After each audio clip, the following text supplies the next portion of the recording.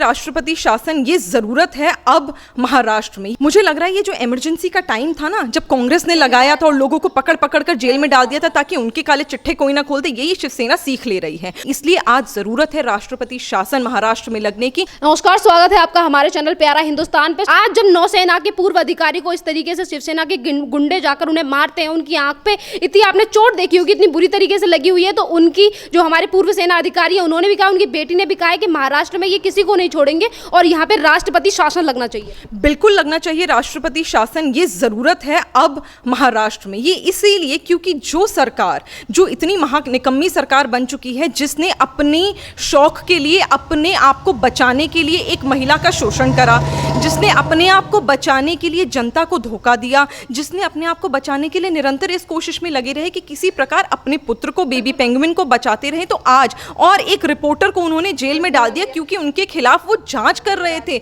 जाकर farm house में पता कर रहे थे। जो काम इलीगल हो रहा है उसके बारे में अगर कोई रिपोर्टर पता कर रहा है तो आपको क्यों मिर्ची लग रही है? और अगर मिर्ची लग रही है तो इसमें कोई दो राय नहीं है, कोई शक नहीं है कि आप और आपकी पूरी सरकार इसमें इन्वॉल्व है। आज महाराष्ट्र की जनता जो है वो खतरे में है, आम लोग, आप और मेरे जैसे लोग खतरे में हैं। इसलिए खतरे में हैं क्योंकि अगर कल को आपको, मुझे या महाराष्ट्र के किसी भी आम व्यक्ति को इनके काले चिट्ठों का पता चल जाता है तो कल को वो उसका मर्डर करवा देंगे। सुशांत सिंह राजपूत का तो बड़ा नाम है, शायद उनका इतना बड़ा नाम है कि लोग उनके लिए डिमांड करें और कार्रवाई भी हो रही है। कोई गरीब व्यक्ति जिसके बारे में अगर कोई सोचेगा नहीं, उसकी जान की परवाह नहीं करेगा, तो वो उसको मार देंगे और हमें पता ही नहीं चलेगा कि महाराष्ट्र सरकार ने रातों रात कितने लोगों को खत्म कर दिया। और यहाँ मुंबई पुलिस की जो ये बात करते हैं, मुंबई पुलिस ने तो जो गुंडे थे जिन्होंने हमारे नौसेना के पूर्व अधिकारी को इतनी बुरी तरीके से मारा, उन्हें बेल दे दी गई। मतलब अच्छी धाराओं में, मतलब जो धारा लगनी चाहिए उनको लेकर इन्होंने केस दर्ज ही नहीं किया।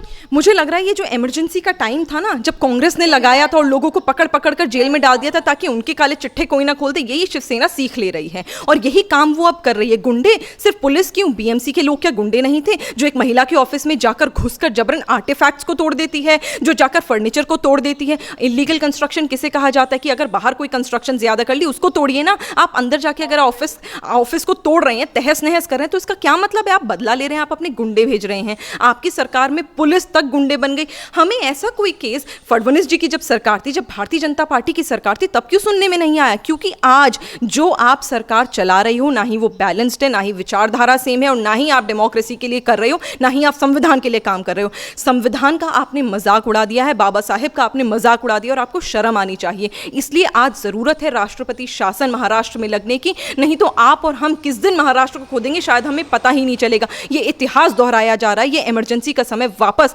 कांग्रेस, एनसीपी और शिवसेना मिली भगत के साथ ला रहे हैं। मैम, एक और सवाल कि जिस तरीके से बॉलीवुड वाले लोगों ने कंगना के लिए आवाज नहीं उठाई, सुशांत सिंह राजपूत के लिए आवाज नहीं उठाई, वैसे ये हमेशा जब आपको पता है कि कंगना ने जब पीओके लेकर नाम बोल दिया था मुंबई को, तो तमाम तरीके के बॉलीवुड कलाकार सड़कों पर आ गए थे और ये कहने लगे कि मुंबई मेरी जान, मुंबई को लेकर इस तरीके की बातें नहीं करनी चाहिए। पर आज जब हमारे नौसेना के पूर्व अधिकारी के ऊपर हमला कर देते हैं गुंडे, उसको लेकर भी सामने नहीं आते। सिर्फ एक अभिनेत्री सामने आती है, वो है प्रीति जिंटा। देखिए, जब शुरू में पीओके का नाम दिया था महाराष्ट्र को कंगना रनौत ने, तो मैं उनकी इस स्टेटमेंट को पसंद नहीं कर रही थी और एंडोर्स भी नहीं कर रही थी। पर अब मुझे लग रहा है कि वो क्यों बोल रही हैं। अब मुझे समझ आ रहा है कि वो पीओके इसलिए बोल रही हैं क्योंकि वहां पर आतंकवादी संगठन की तरह एक ऐसा संगठन बन चुका है जो लोगों को मारने से नहीं कतरा रहा, लोगों को परेशान करने से नहीं कतरा रहा, किसी का ऑफिस भंग करने से नहीं कतरा रहा। तो ये सारे जब कार्यक्रम होने लगते हैं तब आपके झूठे चिट्ठे खुलने लगते हैं, और उन चिट्ठों को अगर बताया जा रहा है, यही वजह है ना कि आप आज, हमें तो ये लगता था कि सरकारें जो होती हैं,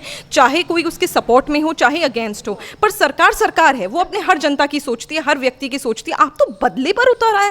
मतलब आप इतने गिर गए कि आप आज एक महिला का शोषण करने को तैयार हो, उसका जबड़ा तोड़ने को तैयार हो, और वहां की सरकार, वहां के होम मिनिस्टर, वहां के मुख्यमंत्री कोई कार्रवाई नहीं कर रहे।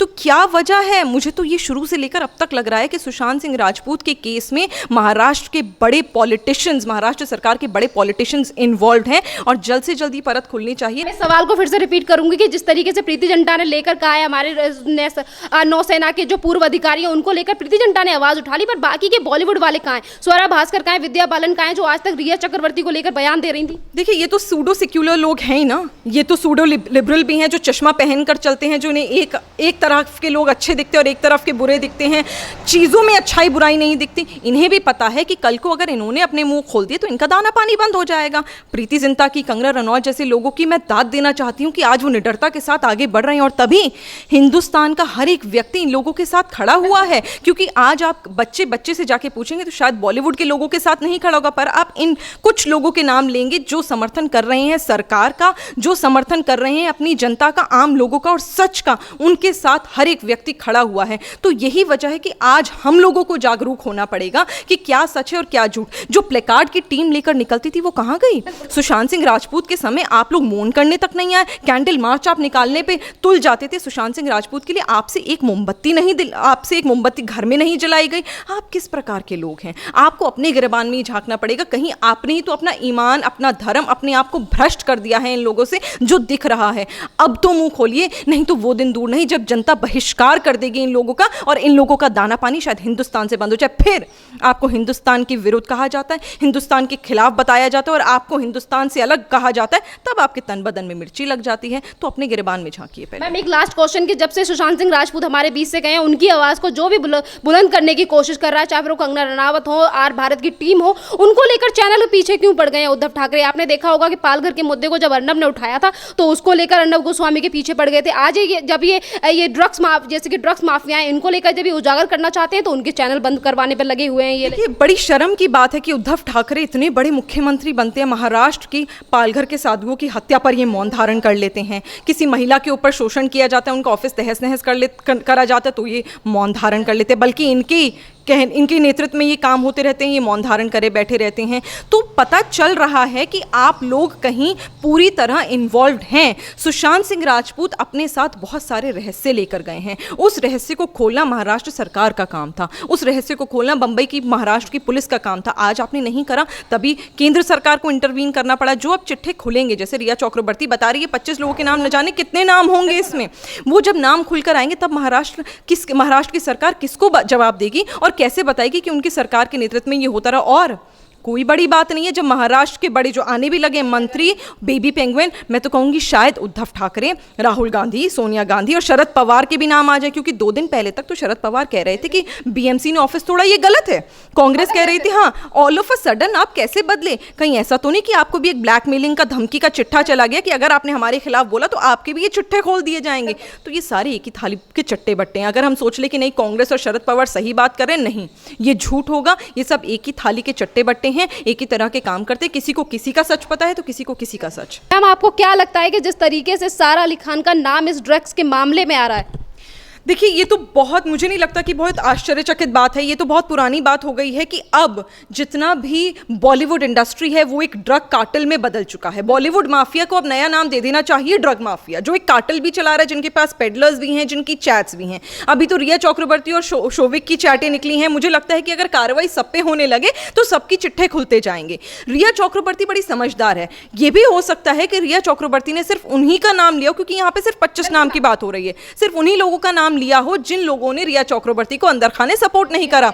जाहिर सी बात है कि रिया चक्रवर्ती का जो लॉयर है, जो उनको पैसे दे रहा है, क्योंकि सभी रिया चक्रवर्ती ने तो खुद बताया ना कि वो तो 17,000 की EMI नहीं भर पा रही हैं, तो उनकी जो बड़ी फीस होगी उनके लॉयर की, वो जो स्पॉन्सर कर रहा है। जितने लोग अंदर खाने बैठकर महाराष्ट्र सरकार के साथ मिलकर सपोर्ट कर रहे हैं रिया चक्रवर्ती को, उनके नाम नहीं लिए गए। तो मैं तो सरकार से, केंद्र सरकार से सिर्फ एक ही गुजारिश करना चाहूंगी कि सिर्फ इन 25 लोगों पे नहीं, बॉलीवुड के तमाम एक्टर, एक्ट्रेसेस, डायरेक्टर, प्रोड्यूसर, सबके ऊपर कार्रवाई होनी चाहिए, सबके व्हाट्सएप चेक करने चाहिए। क्योंकि ये 25 लोगों का गेम नहीं है, ये माफिया चल रहा है जो आने वाली डेट में हो सकता है महाराष्ट्र को ड्रग माफिया में, पूरे महाराष्ट्र को बदल दे और पूरे महाराष्ट्र को तहस नहस कर दे ड्रग के अंतर्गत, जैसे उन्होंने बॉलीवुड में नेपोटिज्म के चलते किया है। तो ये बहुत सारी चीजें अब जो खुल के आ रही हैं, ये हमारे लिए भी चौंकाने वाली इसलिए नहीं होनी चाहिए क्योंकि कहीं ना कहीं बॉलीवुड इंडस्ट्री अपने आप अपनी इतनी घटिया इमेज बना चुकी है जनता के सामने। और मैम, यहाँ पे जिस तरीके के आर भारत की तरफ से खुलासे हो रहे हैं, उन्होंने भी आज ये कहा है कि फार्म हाउस पे ड्रग्स की पार्टी हुई थी। और यहाँ पे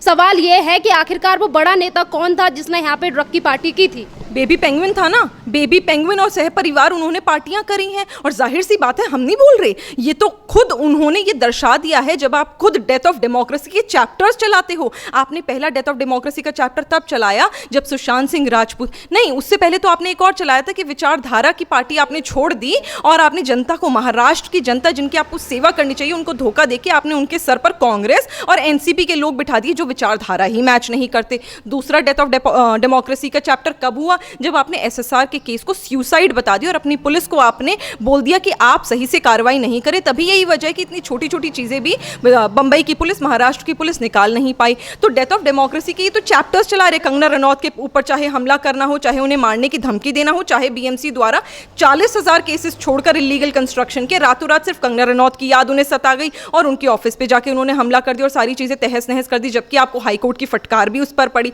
ये तो डेथ ऑफ डेमोक्रेसी के चैप्टर्स हैं। अब इन्होंने एक नया कर दिया है कि जितने मंत्रीगण, नेतागण शिवसेना के, जो मैं कहूंगी एनसीपी और कांग्रेस, इन लोगों ने हाथ मिलाकर ड्रग माफिया को, बॉलीवुड माफिया को बचाने की कोशिश करी। और यही वजह है कि जितने नाम बड़े अब आ रहे हैं खुल के, शायद हमें मंत्रीगण के नाम अब महाराष्ट्र की पुलिस कभी बता ही नहीं सकती थी। मैं तो बहुत शुक्रगुजार हूं केंद्र सरकार की कि सीबीआई, ईडी और एनसीबी इसकी जांच कर रही है, नहीं तो हम इस जानकारी को कभी प्राप्त ही नहीं कर पाते।